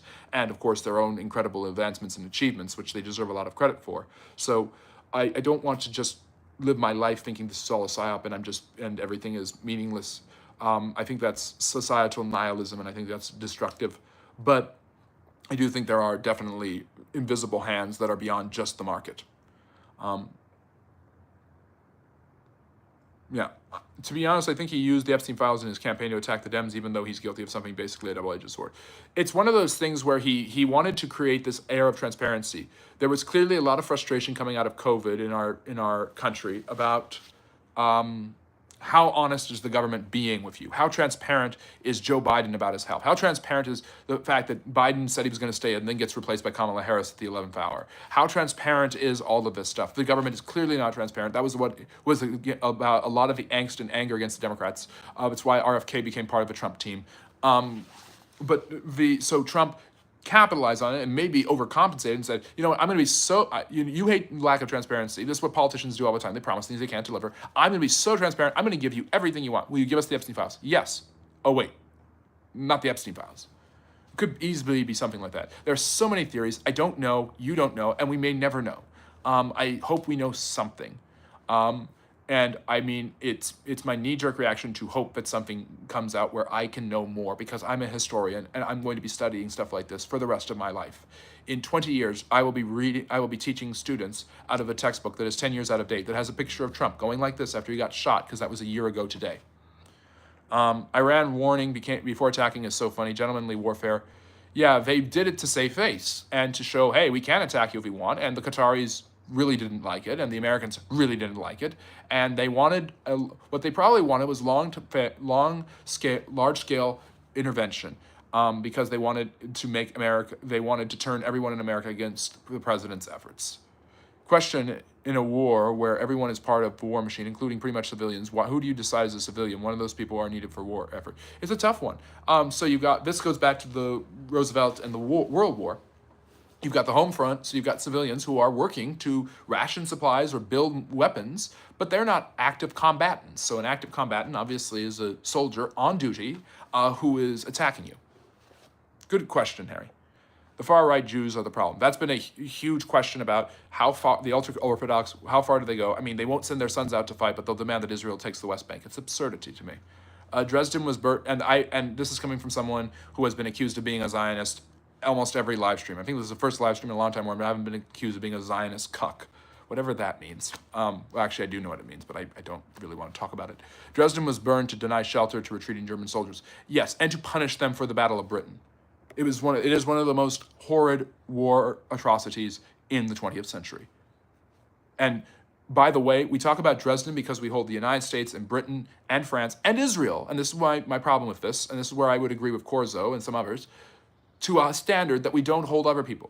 What the Soviets did in Romania, what the Soviets did in East Germany, what the Soviets did in Hungary is so horrifyingly despicable that it can't even speak about it. What the Japanese did at Nanjing, what Mao did. I mean, these different, it's always the United States, Great Britain, France, and Israel that are held to this standard, and not the other side. Because it's implicit that they're the ones that created this standard of don't hit civilians, warn your enemy before you attack them, clean the war up, don't use nuclear weapons, even though the United States has used it twice. So it's a double standard that seems to exist, where the British get blasted with the Americans for Dresden, but nobody talks about, because they don't know how Hungarians were running towards the Germans, towards Germany, of all places, after suffering under the German occupation, to get away from the Soviets, because they knew what the Soviet soldiers were going to do, especially to their women. I don't want to talk anymore about that. I do feel the war in Gaza needs to end. This is a good conversation. I like it. I'm going to keep it going for a little bit. I'm going to try to catch up to the chat. Yeah, the Romans are fascinating. Harry's an expert in the Romans. I do feel the war in Gaza needs to end, but they do not release the hostages. When you look from a cold perspective, Israel is doing much more than any country in history. Yes, it is true that the Israelis do more, but that's not going to fly in the minds of people who are basically that you have this very small strip of land that has basically been blown to smithereens, and you have tens of thousands of people dying. Now, it is true that the numbers actually show that it's not all women and children, like the Gaza Ministry of Health would like you to believe. But I'm sorry, when I see women and children running across to try to get food and water because they know there's a bomb coming and they know they will get blasted if they don't run fast enough, it's hard for me. It's hard for anyone, and I know that needs to end. But I also know that when you have people picked up from music festivals trying to enjoy their lives, and they've been suffering for months, and they've been living under tunnels, and God only knows what's happened to them at the hands of butcherers who want to destroy them and their people, that needs to end too. And not only does that need to end, that organization needs to end. Israel may need some sort of political reformation, but Israel doesn't need to stop existing. Hamas certainly needs to stop existing. I don't think that should be a controversial opinion. And I know I'm giving a lot of opinions, but I'm basing it off of the geopolitical things that I see and basic humanities. So I don't disagree with you. I try to be as objective as possible, and sometimes I fail, but I also try to be moderate about it and look at things from all perspectives, because that's what good historians do. One of my professors in college told me, your job is simple. You tell the truth. That's all I'm trying to do. That's why I do a news segment. That's why I talk about geopolitics. That's why I talk about the Epstein files. That's why I talk about Gaza, because it's all historical. It's all going to be part of our history. History is an ongoing woven tapestry, and it's my job to tell the truth about it as much as I can. So I appreciate you letting me tell you the truth about FDR and all of that stuff. Yeah, Ricky, I don't know that if I don't know. I've heard that. I've heard so many. It's not even my opinion. I don't know what my opinion is on this. I haven't made my mind up because I'm not sure. I would love for the president of the United States, be it Bill Clinton, the former president, or Donald Trump, to not be on the Epstein files, because I think that would just destroy the country. It would ruin the way we understand government forever in the United States, which is sad. But also, I feel like someone like Harry, who really dislikes Trump, for instance, or someone else, if we knew Trump was in the Epstein files, we would have been told this many years ago. And people like that would know. The fact that we don't know is good evidence that he's not, in my opinion. But the national security thing is an argument I've heard. I've heard that basically the Israelis are blackmailing them, that Netanyahu told him to do this. I've heard so many different ideas. I've heard that Epstein worked with the CIA. I've heard that people in the deep state have destroyed a bunch of the files, or that the Biden administration tried to cover it up and destroy it. I've heard so many political arguments on both sides from it. That it was a psyop, it's a cover-up, that it's a nothing burger. I don't know what I really fully believe. I'm just offering perspectives, and I'm seeing what I think is reasonable based off of what I know. Nixon was a good president. He just believed the POTUS needed to be more akin to an untouched king who gets to lie and cheat for the betterment of the end goal. Very anti-Thomas Aquinas thinking. Yeah, well, he was Machiavellian. He's not an Aquinian or Aristotelian thinker. Nixon was extremely Machiavellian, but a good explanation. 23 times, but only 5 times when he was alive. Yep. Have you ever seen the pencil holder with Caesar and the holes for the pencil? You can stab him as many times as you want. It's kind of funny. I've not watched Philomena, but I'll have to.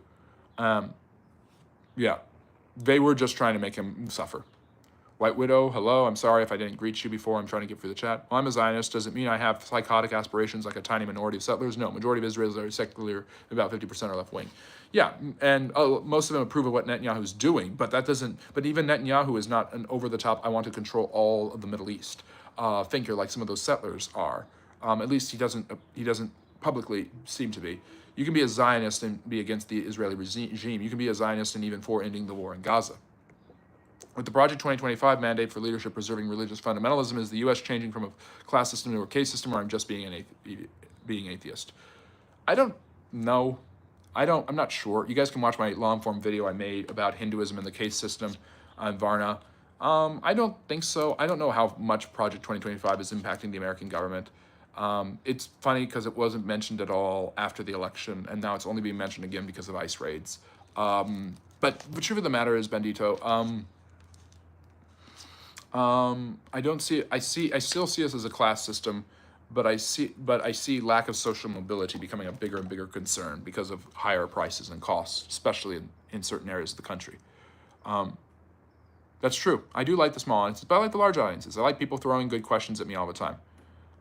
Love Trump.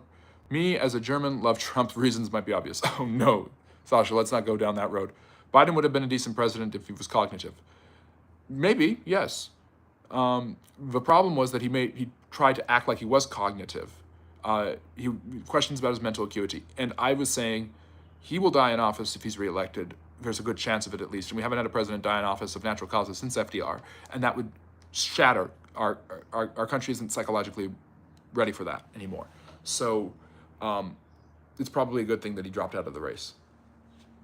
I've already answered the Pearl Harbor, Steve. It's not baiting or stupidity. I think it was attack. It was them trying to punish the Americans, not knowing that America would whip them.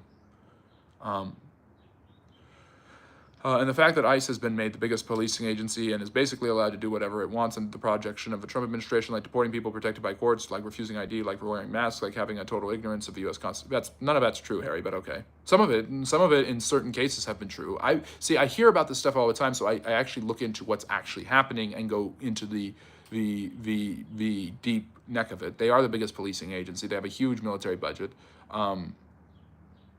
Yes, they should ID. Wearing masks is for doxing. I don't know if I fully like that idea.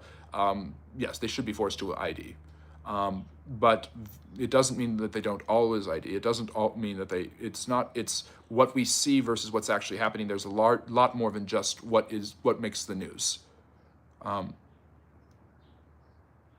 How is Diego Garcia, a man protected by the courts, deported? So he was wrong. So that's a wrongful deportation. Those things happen. I mean, people talk about this stuff, but they don't talk about 10,000 people are wrongly detained by cops every year.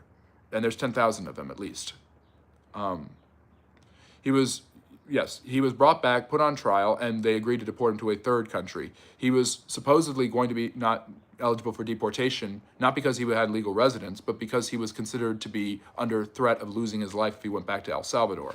So he was sent back to an El Salvadorian prison, kept there for a while, then returned to the United States, then put on trial, and then he's going to be deported to a third country, is how it works, from what I understand. The Supreme Court hasn't totally ignored it. They said that, and it is constitutional, that the president has a right to deport people to a third country if he thinks it creates a danger for them in the main sending them back to the country of their origin. He only had protection because he wasn't allowed to be deported to his home country. So you didn't mention any of that stuff. And the police acted like fools against them, our own citizens, during COVID lockdowns. A lot of people will bring that up. I don't like bringing that up because that's an apples to oranges comparison. But the truth of the matter is, it goes both ways. People don't talk about false detainings by cops, but they do talk about ICE doing it. And I think that's unfair. Project 2025 was the plan. Okay, I'm at 1%. We're at 90 minutes. I'm going to wrap it up in a second. But I like this conversation. I need to plug in, or do I have I got a portable charger now. Can I just put that in? No, I don't have it on my person. Okay. I'm going to read these last few comments and then wrap it up. Harry, I don't fully disagree, by the way. It's not even my opinion. I'm just telling you exactly what actually happened in that case with Kilmar Garcia. One of the few things I dislike about Trump is the blanket immunity of pharmaceutical companies under Trump during Rona. That has been a huge criticism from his base, and that's probably why RFK is there right now. Project 2025 was the plan of all along. President Biden misspoke a couple of times. Trump lied over and over, dominated. I think presidential debates were in WWE events. Well, it wasn't just that he misspoke. Julian, go back and watch it. There were serious questions about his mental acuity before, during, and after that. And it wasn't Trump that made him drop out and join. It wasn't Trump's lies that made him drop out. Whatever lies Trump told, Trump looked like a president at the sense of at least being able to put together a sentence in that debate. And the Trump administration is refusing to bring him back again against the wishes of the Supreme Court. He is back. He's on trial in Tennessee. He's being held in police custody.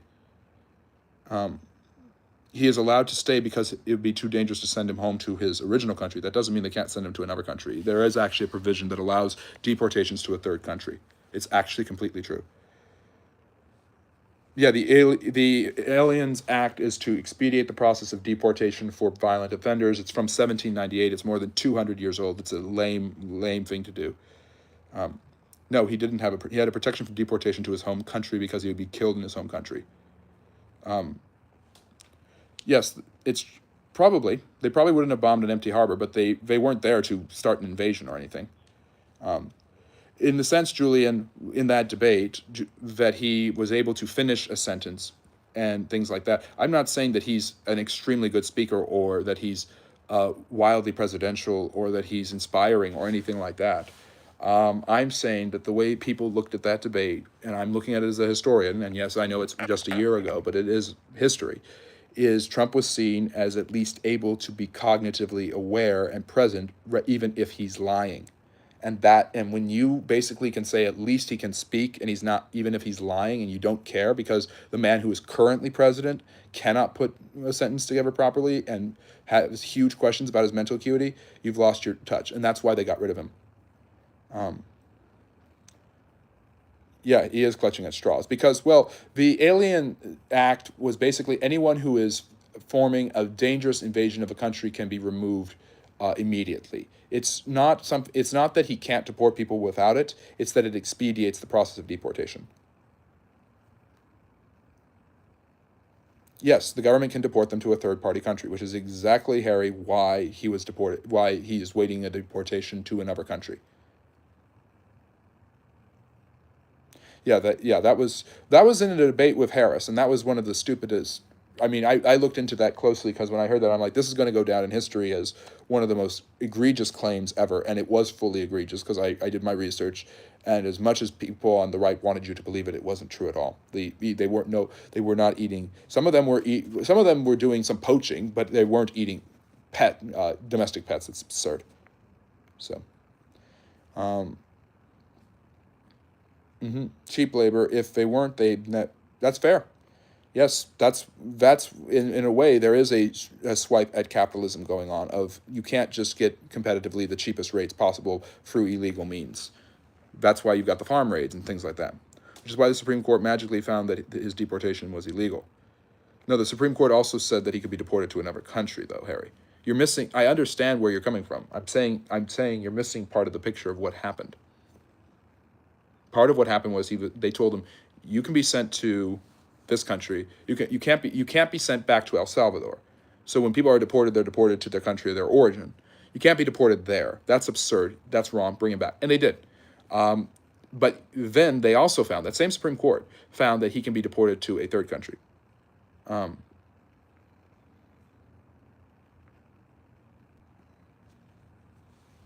I don't know what you mean by that, Steve. Anyways, I've reached the end of the chat where everyone wants to talk about the deportations now. I don't know why, but I'm not, Harry. I'm not disagreeing with you. I'm not saying that he should be deported or this or that. I am saying what the actual events of the case are. Every time I hear about one of these things, I go and I research it and I read into it, and I find that the pictures are far more complex than they may look. They don't exonerate Trump or ICE by any stretch of the imagination, but they aren't as simple as they're just doing this to be mean. It's not true. So,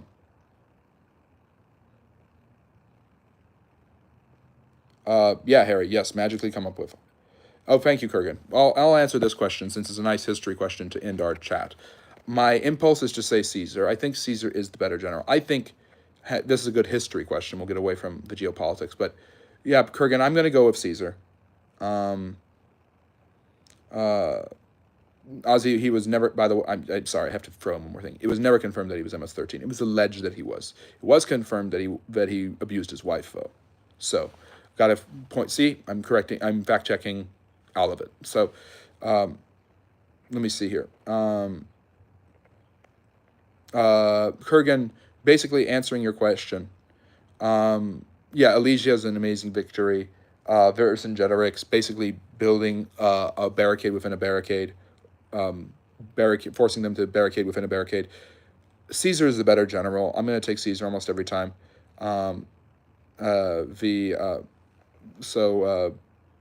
Basically,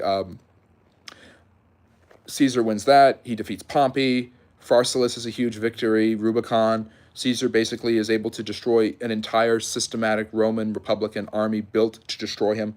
He's able to destroy Vercingetorix. He claims Britannia. He reestablishes Rome's control over Spain. Caesar has the better legacy. He obviously ends up the victor despite being killed.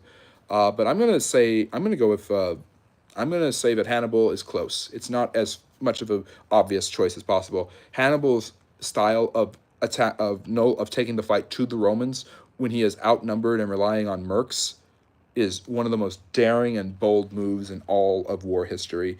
and definitely puts him on the Mount Rushmore of generals and commanders. Yeah, so, yeah, and Scipio did a good job, but Kurgan, the reason Scipio defeated him was he did what Hannibal did to Hannibal. He took the fight to Hannibal by attacking him at Zama. So Hannibal was running around Italy for over a decade, setting fire to the Romans and evading them at Trasimene and at, oh my goodness, what's the other one? Trasimene is his biggest victory, but there's another one. He basically was able to consistently evade the Romans with smaller amounts of soldiers just through using great tactics. And these soldiers weren't loyal to him like the Roman soldiers were loyal to the Romans. They were loyal to him paying them. But when Scipio Africanus took the fight to him and attacked at Zama, he was able to defeat him. He ranked himself third. Interesting. Interesting, Jack. Well, that would be... Well, then you add Caesar. It was 200 years later. Then you have, or almost 200 years later, you have Napoleon. Obviously, Alexander III, he doesn't think he's as great as Alexander III, but yeah. Alexander is, in my book, Napoleon's first, Alexander's second, Caesar's a distant third. That's how it goes. And then Saladin's probably fourth. I don't know if Saladin's better than Hannibal. It's a tough one. I go back and forth between the two of them. You got to throw in an American commander there at some point. Robert E. Lee probably is the best American commander. Yes, he's better than George Washington, despite the fact that he fought for the Confederacy. You got to think about Rommel, Zhukov, and Genghis Khan, and you've got Pyrrhus, you've got Attila. So, Pyrrhus of Epirus, interesting. The Pyrrhic victories. Richard the First, interesting. Tough. He's probably, I don't know. He just never got total victory. So, and I know why he didn't, and I defended him. That's true. What was his name? Agricola, who basically conquered all of Scotland. This is, Derek, I'm just wrapping up a live stream lecture. This is my history channel, the Friendly Neighborhood History channel, where I do history and social studies of all types. Usually we have a Q&A, Ask Me Anything, on Fridays and Saturdays, and at the end of our live stream lectures on Sunday. And so I lectured earlier on FDR and his legacy as a president. But then after that, people wanted to stay, and we had some great questions about geopolitics and history, so I wanted to answer all of that. So, yeah, we're just wrapping up right now, Derek. But thank you for joining us, and welcome. Yeah, Alexander's up there. Lee made mistakes, yes, and so did Caesar, and so did Alexander, and so did Napoleon. Napoleon made mistakes. Look at Waterloo. Steve saying, yes, generals make mistakes. Thank you for joining us, Derek. I'm about to wrap up. I've gone 30 minutes longer than I said I would. But do you have a history question you'd like to ask? I'd be happy to answer it since you're just joining us for the first time. Leper King, he did beat Saladin. Saladin couldn't conquer Jerusalem until Baldwin died. Baldwin the Fourth. I've got a couple of videos of him on here on the channel and on my TikTok, which my TikTok isn't in the chat, but I can put it there just in case anyone wants to follow me there, because I do a bunch of content that I don't upload here on TikTok, and some of that makes it over onto my Instagram. But yes, please follow me on TikTok too. Okay, let me see here. Just give me a second, guys. Let's see if Derek has a question, and then we'll wrap it up. Harry Harst, thank you so much for moderating, even with how late it is and me going longer than expected. And Harsh, we'll see about, I don't know if you're still here, but we'll see about your topic for next week. We'll see about Calvin Coolidge. Jeez. I can't find my TikTok. Oh, well, it doesn't matter. It's friendly history. I think it's just friendly history. But yeah. You'll be ready Friday? Sounds great, Derek. Discord channel has already come. This week I'm going to set everything up and put it in my channel so you guys can follow me there. And Roman, I don't know if it isn't next Sunday. I'm going to put it as an option, but I'm going to make a long-form video about the Roman Kingdom. Tomorrow I'm doing a long-form video on the French Revolution, so looking forward to that.